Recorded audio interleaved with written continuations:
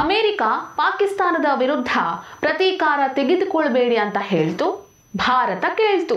26/11 ದಾಳಿಯ ಬಗ್ಗೆ ಪಿ ಚಿದಂಬರಂ ಅವರು ಏನು ಹೇಳಿದ್ದಾರೆ? The whole world was descending upon Delhi to tell us that don't start a war. Mumbai ದಾಳಿ ನಡೆದ ಸಂದರ್ಭದಲ್ಲಿ ದೆಹಲಿಗೆ ಬಂದಿದ್ದ ಅಮೆರಿಕಾದ secretary of state Condoleezza Rice to meet me and the Prime Minister and to say, please don't react. I said, this is a decision which the government will take. Pahalgam attack ಆದಾಗ ನರೇಂದ್ರ ಮೋದಿ ಸರ್ಕಾರ ಟೆರರಿಸ್ಟ್ಗಳಿಗೆ ಹೊಡಿತೀವಿ ಅಂತ ಹೇಳಿದ್ರು, ಹೊಡೆದ್ರು ಕೂಡ. ಇಷ್ಟೆಲ್ಲ ಗೊತ್ತಿದ್ರು ರಾಹುಲ್ ಗಾಂಧಿ ನರೇಂದರ್ ಸರೆಂಡರ್ ಅಂತ ಹೇಳ್ತಾರಲ್ವಾ, ಏನ್ ಹೇಳ್ಬೇಕಿದಕ್ಕೆ? ನಮಸ್ಕಾರ. ಭಾರತದಲ್ಲಿ ಟೆರರಿಸ್ಟ್ ಅಟ್ಯಾಕ್ ನಡೆದಿತ್ತು. ಕಂಡು ಕೇಳರಿಯದಂತಹ ಟೆರರಿಸ್ಟ್ ಅಟ್ಯಾಕ್ ಅದು. ಹಾಡ ಹಗಲೇ ತುಂಬಿದ ನಗರದಲ್ಲಿ ನಡೆದಂತಹ ಟೆರರಿಸ್ಟ್ ಅಟ್ಯಾಕ್ ಅದು.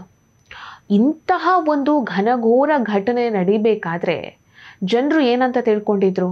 ಈಗ ಭಾರತ ಪಾಕಿಸ್ತಾನದ ವಿರುದ್ಧವಾಗಿ ಪ್ರತೀಕಾರವನ್ನು ತೀರಿಸಿಕೊಳ್ಳುತ್ತೆ ಅಂತ ಜನರ ನಿರೀಕ್ಷೆ ಇತ್ತು.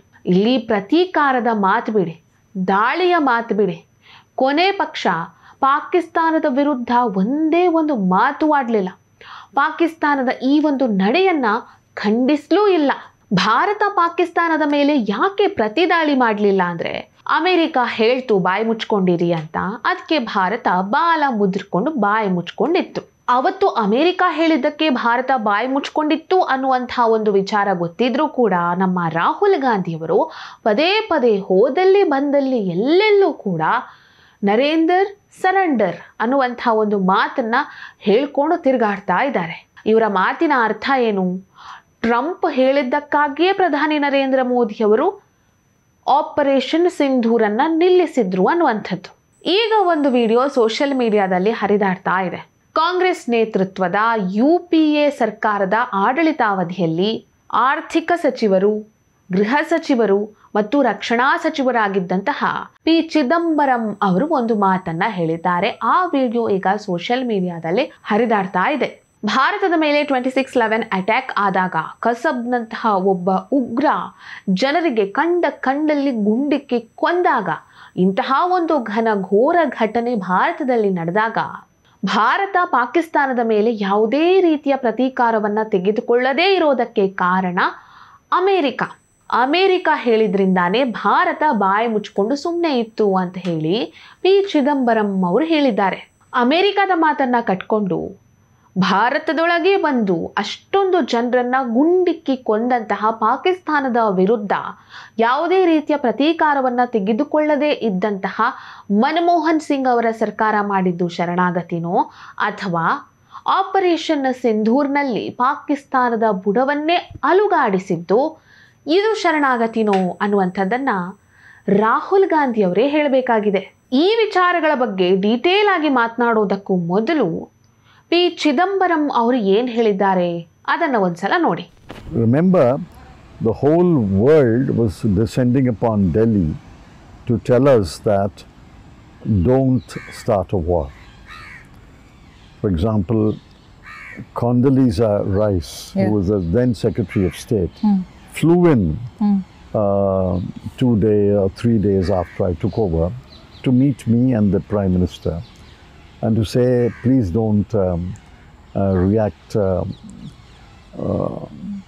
I said, this is a decision which the government will take without disclosing any official secret. Yes, sir.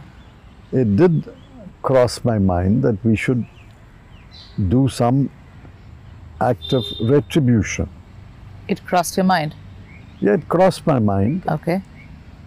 I did discuss it with the Prime Minister and other people who mattered. Yes. And apparently the Prime Minister had discussed this even when the attack was going on. I don't know. I can only surmise. And the conclusion was largely influenced by the MEA and the IFS that we should not physically react to the situation. P Chidambaram ಅವರ ಮಾತಿನ ಅರ್ಥ ಇಷ್ಟೇ. ಅವತ್ತು ಇಡೀ ಜಗತ್ತು ಪಾಕಿಸ್ತಾನದ ವಿರುದ್ಧ ಪ್ರತೀಕಾರವನ್ನು ತೆಗೆದುಕೊಳ್ಬೇಡಿ ಅಂತ ಭಾರತಕ್ಕೆ ಹೇಳ್ತಿತ್ತು. ಆಗ ನಾನು ಇದು ಸರ್ಕಾರದ ನಿರ್ಧಾರ, ಸರ್ಕಾರ ಏನಾದರೂ ಮಾಡೇ ಮಾಡುತ್ತೆ ಅಂತ ಹೇಳಿದ್ದೆ. ಆದರೆ ಏನಾದರೂ ಒಂದು ಪ್ರತೀಕಾರದ ಕ್ರಮವನ್ನು ತೆಗೆದುಕೊಳ್ಳೇಬೇಕು ಅಂತ ನನಗನ್ನಿಸ್ತಾ ಇತ್ತು. ಈ ಬಗ್ಗೆ ನಾನು ಪ್ರಧಾನಮಂತ್ರಿಗಳ ಹತ್ರ ಮತ್ತು ಕೆಲವೊಂದಿಷ್ಟು ಮುಖ್ಯಸ್ಥರ ಹತ್ರ ಮಾತನಾಡಿದ್ದೆ. ಬಹುಶಃ ಅಷ್ಟೊತ್ತಿಗಾಗಲೇ ಅವರೆಲ್ಲ ಚರ್ಚೆ ಮಾಡಿದ್ರು ಅಂತ ಅನಿಸುತ್ತೆ. ಆದರೆ ಕೊನೆಗೂ ನಿರ್ಧಾರ ಆಗಿದ್ದೇನೆಂದರೆ ಪಾಕಿಸ್ತಾನದ ವಿರುದ್ಧ ಯಾವುದೇ ರೀತಿಯ ಕ್ರಮಗಳನ್ನು ತೆಗೆದುಕೊಳ್ಬಾರ್ದು ಅಂತ. ಈ ನಿರ್ಧಾರವನ್ನು ತೆಗೆದುಕೊಂಡಿದ್ದು ವಿದೇಶಾಂಗ ಸಚಿವಾಲಯ ಮತ್ತು ನಮ್ಮ ವಿದೇಶಾಂಗ ಕಾರ್ಯದರ್ಶಿಯವರು ಕೊಟ್ಟಂತಹ ಸಲಹೆಯ ಮೇರೆಗೆ ಅಂತ ಹೇಳಿ ಪಿ ಚಿದಂಬರಂ ಅವರು ಹೇಳ್ಕೊಂಡಿದ್ದಾರೆ. ಸೊ ಈ ಒಂದು ಸಲಹೆ ಬರೋದಕ್ಕೆ ಕಾರಣ ಅಮೆರಿಕದ ಕೋಂಡಲೀಸಾ ರೈಸ್ ಅಂತ ನಾವು ತಿಳ್ಕೊಳ್ಬಹುದು. ಸೊ ಇಲ್ಲೇ ಸ್ಪಷ್ಟ ಆಗಿದೆ, ಅಮೆರಿಕ ಹೇಳ್ತು, ಭಾರತ ಅದನ್ನು ಕೇಳ್ಕೊಂಡು ಬಾಯಿ ಮುಚ್ಕೊಂಡು ಕೂತ್ಕೊಳ್ತು ಅಂತ. ಮುಂಬೈ ದಾಳಿ ಎಷ್ಟು ದಾರುಣವಾಗಿತ್ತು ಅಂಥದ್ದೇ ದಾಳಿ ಮೊನ್ನೆ ಪೆಹಲ್ಗಾಮ್ನಲ್ಲಿ ನಡೆದಿತ್ತು. ಇಂತಹ ದಾಳಿ ನಡೆದಾಗ ನರೇಂದ್ರ ಮೋದಿ ಸರ್ಕಾರ ಸುಮ್ಮನೆ ಕೂತ್ಕೊಂಡಿರಲಿಲ್ಲ. ಅಟ್ಯಾಕ್ ಮಾಡಿದವರಿಗೆ, ಅಟ್ಯಾಕ್ಗೆ ಪ್ರಚೋದನೆ ಮಾಡಿದವರಿಗೆ, ಟೆರರಿಸ್ಟ್ಗಳಿಗೆ, ಟೆರರಿಸ್ಟ್ಗಳ ಪೋಷಕರಿಗೆ ಎಲ್ಲರಿಗೂ ಹೊಡಿತೀವಿ ಅಂತ ಹೇಳಿದ್ರು, ಹೊಡೆದ್ರು. 3 ದಿನದಲ್ಲಿ ಪಾಕಿಸ್ತಾನ ಯುದ್ಧ ನಿಲ್ಲಿಸಿ ಅಂತ ಬೇಡ್ಕೊಳ್ತು. ಆಮೇಲೆ ಟ್ರಂಪ್ ಬಂದು ನಾನೇ ಯುದ್ಧ ನಿಲ್ಲಿಸಿ ಅಂತ ಹೇಳಿದ್ದು, ಇದನ್ನು ಭಾರತ ಒಪ್ಪದೇ ಇದ್ದಿದ್ದು, ಈ ಎಲ್ಲ ವಿಚಾರಗಳಿದೆ, ಅದನ್ನೆಲ್ಲ ಬಿಡಿ. ಇಷ್ಟೆಲ್ಲ ಗೊತ್ತಿದ್ರೂ ಕೂಡ ರಾಹುಲ್ ಗಾಂಧಿಯವರು ನರೇಂದರ್ ಸರೆಂಡರ್ ಅಂತ ಹೇಳ್ತಾರಲ್ವಾ, ಇದಕ್ಕೇನು ಹೇಳಬೇಕು? ಇವತ್ತಿನ ಮೀಡಿಯಾ ಎಷ್ಟು ಆ್ಯಕ್ಟಿವ್ ಇದೆ ಅಂತ ಹೇಳಿದರೆ ಇವರ ಪ್ರತಿಯೊಂದು ಸುಳ್ಳುಗಳು, ಇವರ ಇತಿಹಾಸದ ಪ್ರತಿಯೊಂದು ಪುಟಗಳು ಕೂಡ ನಮ್ಮ ಮುಂದೆ ಪಟ್ ಅಂತ ಬಂದು ನಿಲ್ಲುತ್ತೆ. ಇವರ ಸತ್ಯಗಳು ಮತ್ತು ಸುಳ್ಳುಗಳ ನಡುವಿನ ಅಂತರ ನಮಗೆ ಗೊತ್ತಾಗುತ್ತೆ. ಈ ವಿಡಿಯೋ ನಿಮಗೆ ಇಷ್ಟ ಆಗಿದ್ದಲ್ಲಿ ಲೈಕ್ ಮಾಡಿ, ಶೇರ್ ಮಾಡಿ, ಕಮೆಂಟ್ ಮಾಡಿ. ನೀವಿನ್ನೂ ನಮ್ಮ ಹೊಸದಿಗಂತ ಡಿಜಿಟಲ್ ಚಾನಲನ್ನು ಸಬ್ಸ್ಕ್ರೈಬ್ ಮಾಡಲಿಲ್ಲ ಅಂದರೆ ದಯವಿಟ್ಟು ಸಬ್ಸ್ಕ್ರೈಬ್ ಮಾಡಿ.